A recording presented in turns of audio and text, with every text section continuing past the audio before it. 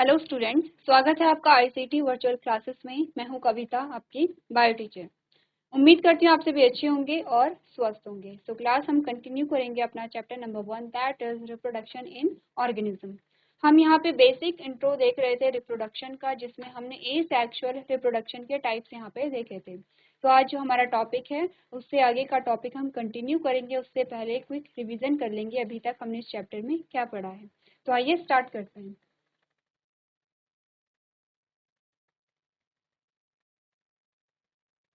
चलिए, हम बात कर रहे थे यहाँ पे जो एसेक्सुअल रिप्रोडक्शन है उसके टाइप्स के बारे में। और सबसे पहले हमारे पास बाइनरी फिजन आया है। बाइनरी फिजन में हमने क्या बात की है, जो पेरेंट सेल है वो 2 सेल में डिवाइड हो रही है, ठीक है। और एग्जाम्पल हमारे पास क्या है, अमीबा है। अमीबा में क्या हो रहा है, यहाँ पे एक जो सेल है, पेरेंट सेल है, वो 2 सेल में यहाँ पे डिवाइड हो रही है। तो हमने कहा कि जो पेरेंट सेल में सबसे पहले न्यूक्लियस डिवाइड होंगे, साइटोप्लाज्म डिवाइड होगा, और 2 डॉटर सेल का यहाँ पे क्या होगा, फॉर्मेशन होगा, जिसे हम बाइनरी फिजन कह रहे हैं।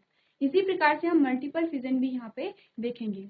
नेक्स्ट हमने यहाँ पे बात की है फिजन के अलग अलग टाइप्स हैं। आपको सिर्फ याद क्या रखना है, बाइनरी फिजन रखना है और मल्टीपल फिजन रखने, और इसके एग्जाम्पल आपको ध्यान रखना है।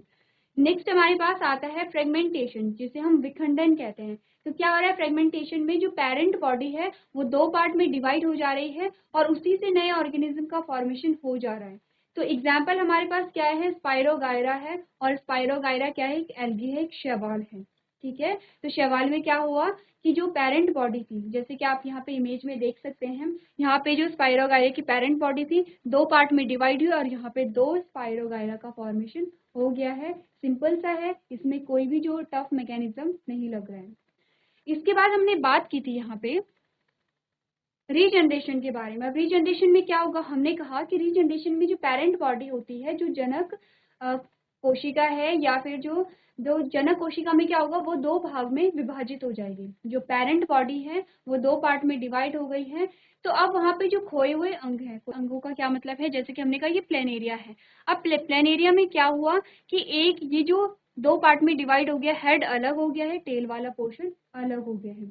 अब हेड के साथ यहाँ पे क्या चाहिए, टेल चाहिए, और टेल के साथ यहाँ पे हेड चाहिए। तो जो खोए हुए ऑर्गन है उनका यहाँ पे पुनर्जनन होने लगता है, यानी कि जो खोए हुए अंग है उनका फॉर्मेशन होने लगता है। और इसी प्रोसेस को हम क्या कहते हैं, रीजनरेशन कहते हैं। तो ध्यान देखिए, प्लेनेरियम में पहले क्या हो रहा है, फ्रेगमेंटेशन हो रहा है, जो बॉडी है वो 2 पार्ट में डिवाइड हो रही है। और उसके बाद क्या हुआ, रीजनरेशन हुआ। रीजनरेशन में क्या होता है कि जो खोए हुए अंग होते हैं उनका निर्माण शुरू हो जाता है। तो आपको क्या ध्यान रखना है, जो फ्रेगमेंटेशन है, रीजनरेशन है, दोनों में क्या डिफरेंस है, और एग्जाम्पल आपको अलग अलग यहाँ पे याद रखने हैं।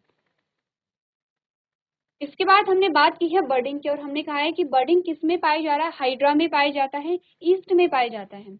तो क्या हुआ, यहाँ पे जो हाइड्रा की जो बॉडी थी उसमें एक बर्ड का फॉर्मेशन हुआ, और धीरे धीरे उस बर्ड की क्या हुई, वहाँ पे ग्रोथ हुई, डेवलपमेंट हुआ, और पूरा एक जो यहाँ पे हाइड्रा है वो बन गया है। अब क्या होगा, जो नया हाइड्रा है वो पेरेंट हाइड्रा से अलग होकर के एक नए हाइड्रा के रूप में विकसित हो जाएगा। सेम जो कि हमने यहाँ पे इमेज देखी, हमने कहा पेरेंट हाइड्रा है, पेरेंट हाइड्रा में छोटा सा उभार आया जिसे हम बर्ड कह रहे हैं। अब इस ये बर्ड पेरेंट हाइड्रा से तब तक जुड़ा रहेगा जब तक कि इसकी पूरी ग्रोथ, पूरा डेवलपमेंट नहीं हो जाता है। ये सेम ऐसा ही है जैसे कि हम जब सेक्सुअल रिप्रोडक्शन की बात करते हैं और हम कहते हैं कि जब यहाँ पे ह्यूमन बीइंग की हम बात करें, हमने कहा कि जो न्यू बॉर्न है वो जब तक कि उसका पूरा डेवलपमेंट नहीं हो जाता है, वो माता जो मदर है उसके वूम में रहता है। 9 महीने का टाइम पीरियड होता है और तब तक उसमें पूरे डेवलपमेंट होते रहते हैं। तो सेम ऐसा ही यहाँ पे एसेक्सुअल रिप्रोडक्शन में हाइड्रा में भी है, जब तक पूरे हाइड्रा का फॉर्मेशन नहीं हो जाएगा ये पेरेंट बॉडी से अलग नहीं होगा, और लास्ट में क्या होता है, पूरा एक हाइड्रा हमें यहाँ पे मिल जाता है। यहाँ तक की बात हम कर चुके थे, और हमारे पास जो नेक्स्ट हेडिंग आती है वो है स्पोरुलेशन। ये भी क्या है, एसेक्सुअल रिप्रोडक्शन का ही प्रकार है। इसमें स्पोर का फॉर्मेशन होगा, और स्पोर के बाहर कुछ ऐसी कवरिंग होगी जो कि इन बीजाणुओं को जो एक्सट्रीम कंडीशन होती हैं उसमें भी क्या करती हैं, सर्वाइव करने में मदद करती हैं। तो क्या चीजें हमने यहाँ पे पढ़ी, आप पढ़ेंगे, आप यहाँ पे देखेंगे sporulation occurs by tiny single celled thin walled spores, यानी कि जो स्पोरुलेशन होता है छोटे एकल कोशिका वाले पतली दीवार वाले बीजाणुओं द्वारा होता है। That are extremely resistant to environmental extremes, यानी कि जो पर्यावरणीय चरम सीमाओं के लिए अत्यधिक प्रतिरोधी होते हैं। एक्सट्रीम कंडीशन क्या होती है यहाँ पे देखिए, जो स्पोर्स हैं, अब स्पोर्स के डेवलपमेंट के लिए यहाँ पे एक हमें पर्टिकुलर क्लाइमेट चाहिए होता है। जैसे कि अगर आप अलग अलग फसलों की बात करेंगे, हमने कहा कि कोई जो फसल होती है उसे हम गर्मियों में बोते हैं, कोई फसल है उसे हम रेनी सीजन में बोते हैं, कोई फसल है जिसे हम विंटर में बोते हैं। तो क्यों हम अलग अलग सीजन के अकॉर्डिंग अलग अलग फसल को यहाँ पे बो रहे हैं? क्यों हम अपनी मर्जी से कोई भी फसल कभी भी ग्रो क्यों नहीं करा पाते हैं? क्योंकि हर एक प्लांट को, ये बात हो रही है प्लांट की, यही बात हर एक लिविंग ऑर्गेनिज्म पे अप्लाई होती है कि हर एक लिविंग ऑर्गेनिज्म को एक पर्टिकुलर क्लाइमेट की जरूरत होती है। जैसे कि प्लांट्स की अगर हम बात करें तो उन्हें एक पर्टिकुलर टेम्परेचर चाहिए होता है, ह्यूमिडिटी कितनी चाहिए होती है, कितनी पानी की आवश्यकता है, कितनी लाइट की उन्हें आवश्यकता है, उसी के अकॉर्डिंग हम क्या करते हैं, उन्हें एक पर्टिकुलर सीजन में बोते हैं। तो सेम यही बात है कि जो स्पोर्स होते हैं उनकी ग्रोथ के लिए पर्टिकुलर क्लाइमेट की ज़रूरत होती है। फॉर एग्जांपल हमने कहा कि स्पोर्स के जर्मिनेशन के लिए या फिर स्पोर्स के डेवलपमेंट के लिए यहाँ पे जो टेम्परेचर है वो कम टेम्परेचर की आवश्यकता है। लेकिन यहाँ पे क्या हो गया है, टेम्परेचर बहुत हाई हो गया जिसे हम एक्सट्रीम कंडीशन कह रहे हैं। तो स्पोर्स के बाहर कुछ ऐसी कवरिंग होती हैं जो कि इन एक्सट्रीम कंडीशन में भी स्पोर्स यानी कि बीजाणुओं को सुरक्षित रखती हैं। तो यही बात आपको यहाँ पे बताई गई है कि ये क्या होती हैं, जो इन्वायरमेंटल जो एक्सट्रीम कंडीशन होती हैं उनमें भी जो स्पोर्स होते हैं वो सेफ रहते हैं। नेक्स्ट हमने क्या कहा, the spores from new individuals, it commonly occurs in Monera, protista, fungi and algae. अब आपको एग्जांपल दिए जा रहे हैं कि स्पोरुलेशन किन किन में होते हैं, तो किन किन में होते हैं, ये होते हैं मोनेरा में, प्रोटिस्टा में, फंजाई में, शैवाल में। क्या है ये चारों चीजें? आप बात करेंगे अगर मोनेरा की, आप बात करेंगे अगर प्रोटिस्टा की, फंजाई की, ये क्या है, हमारे किंगडम है। जब आप पढ़ेंगे यहाँ पे क्लासिफिकेशन के बारे में तब हम जानेंगे कि कौन कौन से किंगडम है, उनके अंदर कौन कौन से चीजें यहाँ पे आती हैं। नेक्स्ट क्या बात की गई है, spores form can be following types, यानी कि जो बीजाणु होते हैं वो अलग अलग प्रकार के होते हैं। लेकिन अभी के लिए आपको क्या याद रखना है कि स्पोर्स का जो फॉर्मेशन होता है, स्पोर्स के फॉर्मेशन के लिए एक हमें क्या चाहिए होता है, एक पर्टिकुलर क्लाइमेटिक कंडीशन चाहिए होती है। अगर वहाँ पे वो कंडीशन उसके अकॉर्डिंग नहीं है तो यहाँ पे क्या होगा, जो स्पोर्स है उनके बाहर की जो कवरिंग है वो क्या करेगा, स्पोर्स यानी कि बीजाणु को सेफ रखेगा। तो ये हमने पढ़ा है स्पोरुलेशन के बारे में। अब हमारे पास आता है वेजिटेटिव प्रोपेगेशन।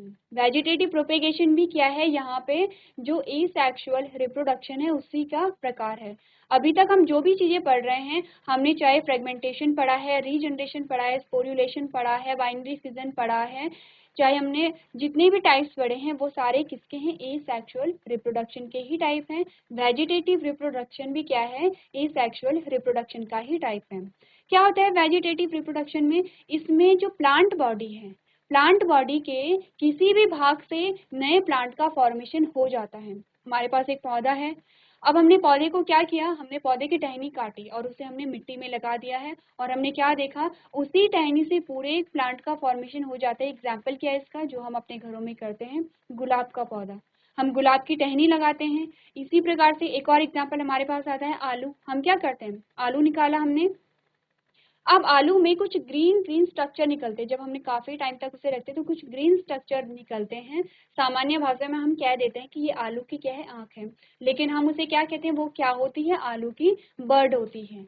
अब हमने बर्ड को क्या किया, बर्ड वाले रीजन को हमने काटा, उस आलू को हमने मिट्टी में लगाया और उसी से क्या हो गया, आलू के पौधे का यहाँ पे फॉर्मेशन हो जाता है। तो इस प्रकार से हमने क्या देखा कि जो प्लांट है उसकी जड़, उसके तने, उसके पत्ती से यहाँ पे क्या हो रहा है, हम एक नए प्लांट को ग्रो करा रहे हैं। तो इसी को हम क्या कहते हैं, वेजिटेटिव प्रोपेगेशन हम कहते हैं। तो यहाँ पे ध्यान रखिए क्या हो रहा है, एक ही पेरेंट की आवश्यकता है, एक ही जनक की आवश्यकता है। यहाँ पे फर्टिलाइजेशन नहीं हो रहा है, गैमेट फॉर्मेशन नहीं हो रहा है, इसीलिए हम इसे किस कैटेगरी में रख रहे हैं, एसेक्सुअल रिप्रोडक्शन की कैटेगरी में रख रहे हैं। अब हमने कहा कि वेजिटेटिव प्रोपेगेशन अलग अलग पार्ट के जो प्लांट है उसके अलग अलग भाग के द्वारा होता है। सबसे पहले बात करेंगे हम स्टेम की।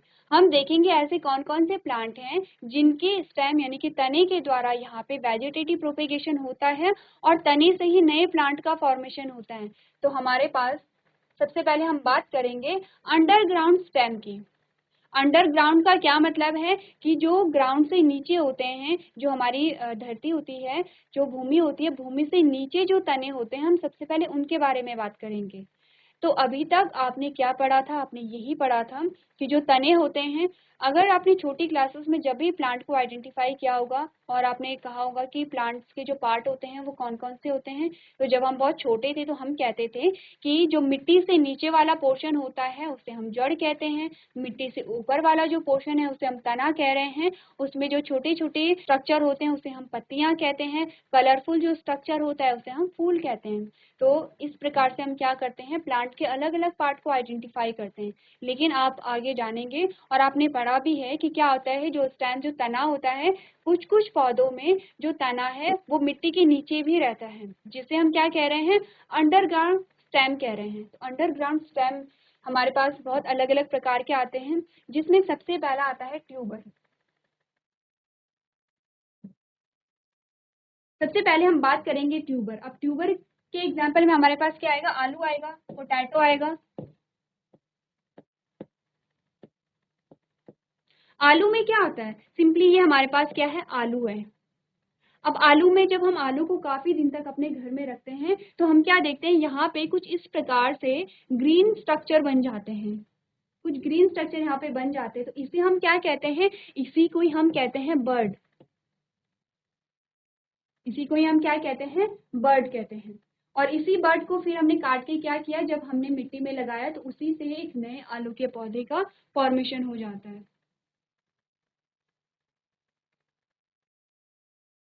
सेकेंड हमारे पास आता है राइजोम, और जिसमें हम देखेंगे अदरक। अदरक भी क्या है, एक प्रकार का स्टेम होता है। कैसे हमें पता कि अदरक स्टेम है, हमने कहा ये हमारे पास अदरक आ गया है। अब अदरक में हमने इस प्रकार के स्ट्रक्चर देखे होंगे, जब भी आप देखेंगे आपने इस प्रकार के स्ट्रक्चर देखे, क्या होती है, ये नोड होती हैं। तो जहां पे भी नोड पाई जा रही हैं वो क्या होता है, वो स्टेम ही होता है। कहाँ पे हमने देखी है, नोड और इंटरनोड हमने देखी हैं। तो तने के ही ये क्या होते हैं, कैरेक्टर्स होते हैं, इसीलिए अदरक क्या है, एक स्टेम है। अब यहाँ पे क्या होता है, यहाँ पे बर्ड बन जाती हैं। और आपको एक और बात ध्यान रखनी है कि जो अदरक है उसमें एडवेंटिशियस रूट भी बनती हैं। एडवेंटिशियस रूट क्या होती हैं, ये आपके लिए होमवर्क में है, आप देखेंगे कि एक जो रूट है, एक तो रूट है जो हम सामान्य भाषा में जिसे रूट कहते हैं या ट्रू रूट हम उसे कहते हैं, दूसरी होती है एडवेंटिशियस रूट। तो आप ये घर से करके लेके आएंगे कि एडवेंटिशियस रूट हम किसे कहते हैं। तो ये हमारे पास आया अदरक का एग्जाम्पल। तीसरा हमारे पास आया बल्ब, और बल्ब में हम क्या देखते हैं, प्याज को हम यहाँ पे लेते हैं एग्जाम्पल में, ठीक है। अब ये तीनों ही क्या है, तने हैं। अब प्याज में हमने कहा, आप कहेंगे कि प्याज का जो तना होता है वो कौन सा होता है, तो ये हमारे पास प्याज आता है, ये हमारे पास प्याज है। और इस प्रकार से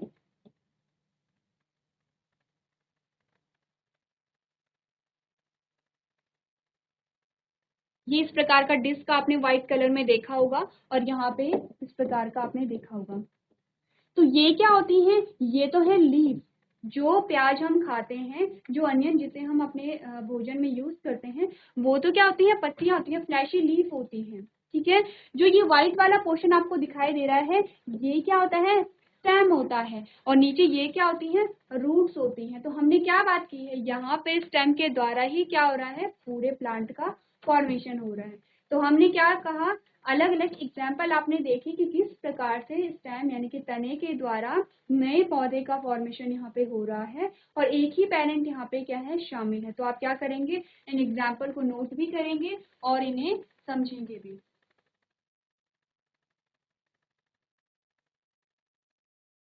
चलिए, ये बात की हमने अंडरग्राउंड स्टेम की। अब हम बात करेंगे सब एरियल स्टेम की। सब एरियल का मतलब क्या होता है, ऐसे प्लांट कि जो कुछ तो हवा में है लेकिन कुछ जो पार्ट है उनका वो जमीन के नीचे है, सब एरियल हम इसे कहते हैं।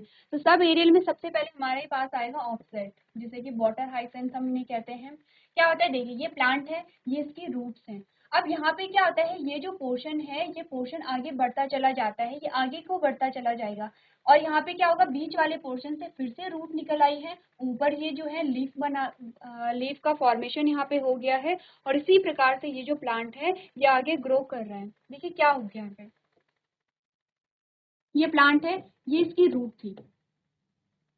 अब इसकी रूट से ही यहाँ पे क्या है, इस प्रकार से स्ट्रक्चर निकला और यहाँ पे क्या हुआ, ये स्ट्रक्चर निकला तो यहाँ पे रूट का फॉर्मेशन हो गया है। ये जो प्लांट है ये अलग अलग कलर में नहीं होता है, एक ही कलर में होता है। ये सिर्फ आपको दिखाया गया है कि कैसे यहाँ पे इसी प्लांट से नए प्लांट का फॉर्मेशन हुआ। इसी प्रकार से ये आगे निकलता रहेगा और आगे से यहाँ पे नीचे क्या होगा, रूट का फॉर्मेशन होगा और ऊपर यहाँ पे लीफ का फॉर्मेशन होगा। तो ये क्या करता है, पानी में बहुत तेजी से ग्रो होता है और जो पानी है पूरे पानी को ये क्या कर देता है, कवर कर देता है। तो क्या हम इसे कह रहे हैं, ऑफसेट हम इसे कह रहे हैं। सेकेंड हमारे पास आता है शक्कर। एग्जाम्पल क्या है हमारे पास इसका, क्राइसैंथेमम। क्राइसैंथेमम हमारे पास एग्जाम्पल आता है। अब यहाँ पे देखिए क्या हुआ, ये प्लांट था, प्लांट का जो ये था, जो यहाँ पे स्टेम है ये मिट्टी के नीचे भी थोड़ा इसका पार्ट है।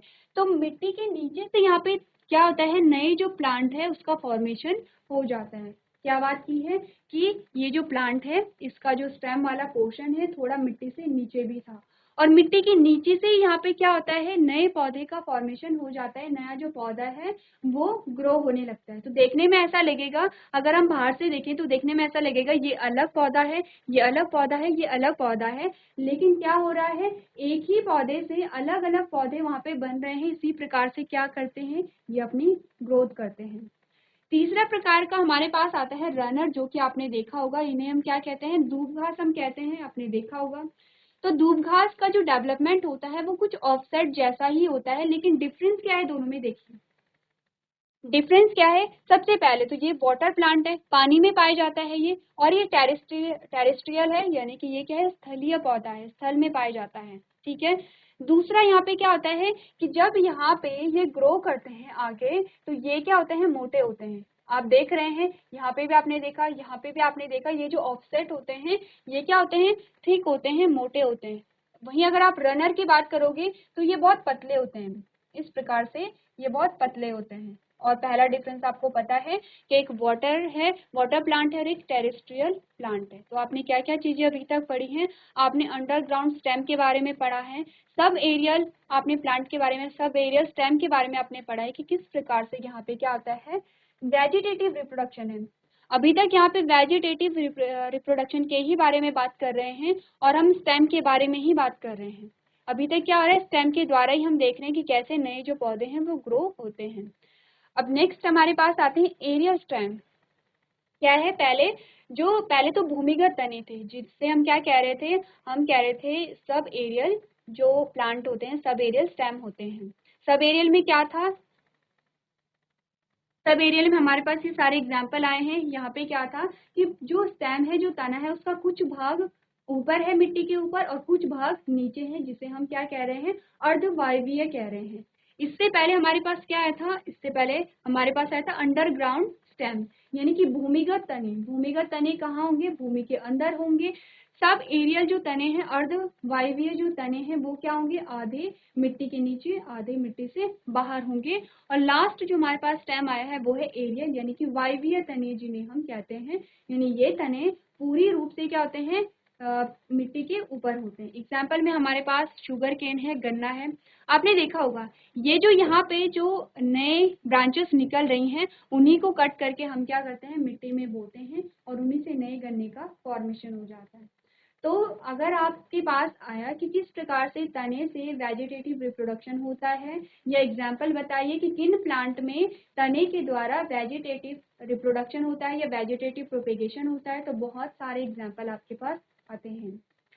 इसके बाद हम बात करेंगे लीव्स की, यानी कि पत्तियों के द्वारा यहाँ पे जब रिप्रोडक्शन होता है तो किस प्रकार से होता है।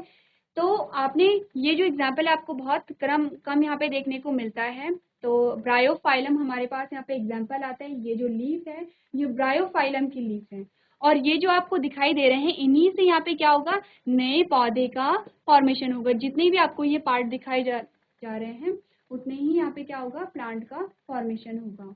तो आपने अभी तक क्या क्या पढ़ा है, स्टेम के द्वारा जो प्रोपेगेशन है, वेजिटेटिव प्रोपेगेशन, वो किस प्रकार से होता है, लीफ के द्वारा वेजिटेटिव प्रोपेगेशन किस प्रकार से होता है। तो रूट के द्वारा जो वेजिटेटिव प्रोपेगेशन होता है वो बहुत रेयर होता है, इसीलिए आपको दोनों को ही ध्यान में रखना है, स्टेम और लीफ को।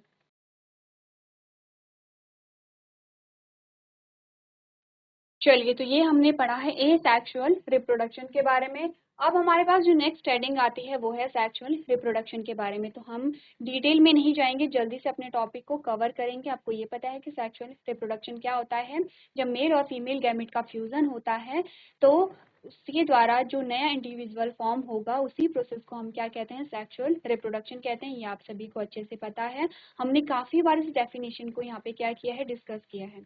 अब आपको ये ध्यान रखना है, सबसे पहले तो आपको डिफरेंस का पता होना चाहिए कि जो लैंगिक जनन है, अलैंगिक जनन है, दोनों में यहाँ पे क्या है, क्या क्या डिफरेंस आते हैं। सबसे पहला तो यही है कि यहाँ पे क्या होगा, गैमीट का फॉर्मेशन होगा, गैमीट बनेंगे। ध्यान रखिए क्या होगा, यहाँ पे अलग अलग प्रकार के दो गैमीट बनेंगे, मेल और फीमेल गैमीट अलग अलग बनेंगे। और मेल गैमीट को क्या कहते हैं, फीमेल गैमीट को क्या कहते हैं, ये भी आपको पता होना चाहिए। इसी के साथ आपको स्ट्रक्चर भी इसका पता होना चाहिए। तो आपको क्या करना है, घर से ये सारे स्ट्रक्चर आपको देख करके आने हैं, क्योंकि जब भी हम इस टॉपिक को कंटिन्यू करेंगे तब मैं आपसे पूछूंगी कि क्या मेल गैमेट का क्या नाम है और फीमेल गैमेट का क्या नाम है। तो पहला डिफरेंस ये हो गया। सेकंड, ये हमें पता है कि जो जब भी हम लैंगिक जनन की बात करेंगे यहाँ पे दो पेरेंट हमेशा शामिल होते हैं। तीसरा, हमने कहा कि जब गैमेट बन रहे हैं तो यहाँ पे फर्टिलाइजेशन भी होगा, क्योंकि फर्टिलाइजेशन के बिना यहाँ पे आगे की जो प्रोसेस है वो नहीं हो पाती है। नेक्स्ट हमने कहा सबसे इम्पॉर्टेंट जो कैरेक्टर है, वेरिएशन। यहाँ पे वेरिएशन आएगा। क्यों वेरिएशन आ रहा है, यही हमने बार बार बात की है। हमने कहा है ये मेल है, ये फीमेल है, और ये F1 जनरेशन आई है, ये पेरेंट है। तो क्या हुआ, मेल ने भी यहाँ पे अपने जो जेनेटिक मटेरियल था उसे पास किया, फीमेल ने भी अपना जेनेटिक मटेरियल पास किया। इसका मतलब कि 50% जो जेनेटिक मटेरियल होगा या 50% जो कैरेक्टर होंगे वो मेल के होंगे और 50% जो कैरेक्टर होंगे वो फीमेल के होंगे। तो क्या होगा, ये बात हम करते चले आ रहे हैं कि जब भी हम अलग अलग चीज़ों को यहाँ पे क्या करते हैं, मिक्स करते हैं, हमने अलग अलग कलर को मिक्स किया तो हमें तीसरा कलर हमें देखने को मिला है। तो यहाँ पे अलग अलग सोर्स से क्या हुआ, जेनेटिक मटेरियल आया। अलग अलग सोर्स से जब जेनेटिक मटेरियल आया तो उसने एक नया कॉम्बिनेशन दिया है। जैसे कि एग्जाम्पल के तौर पे हम क्या करते हैं, हमने रेड कलर लिया, हमने व्हाइट कलर लिया, दोनों को मिक्स करा दिया, हमें पिंक कलर मिल जाता है। तो कुछ ऐसा ही यहाँ पे भी होता है, वेरिएशन आती है। और जब आप जेनेटिक्स पढ़ेंगे तो आप देखेंगे कि जो वेरिएशन होता है उनका भी एक्यूमुलेशन होता है, यानी कि विभिन्नताओं का संचय होता है। और धीरे धीरे करके जब ये संचय होता चला जाता है तो एक बहुत बड़ा वेरिएशन भी हमें देखने को मिल सकता है, लेकिन इसमें बहुत ज़्यादा टाइम लगता है। बहुत सारी पीढ़ियाँ जब इससे गुजरती हैं तब हमें कहीं ये जो वेरिएशन है वो देखने को मिलता है। लेकिन जो छोटे छोटे वेरिएशन होते हैं, जैसे कि कई ऐसे कैरेक्टर होंगे जो हमारे पेरेंट्स में नहीं होते हैं लेकिन हम में आ जाते हैं, तो क्या है, ये वेरिएशन यहाँ पे हुआ है। तो आप क्या करेंगे, यहाँ पे रिप्रोडक्शन की डेफिनेशन को आपने पढ़ना है। और जो सेक्सुअल रिप्रोडक्शन है, ए सेक्सुअल रिप्रोडक्शन है, उन दोनों में क्या डिफरेंस है ये आपको घर से करके लेके आना है। चलिए, तो क्लास आज के सेशन में हम इतना ही करेंगे। आपको जो भी पढ़ाया जाता है आपको उसे रिवाइज करके लेके आना है। तो अभी तक क्लास में बने रहने के लिए आपका धन्यवाद।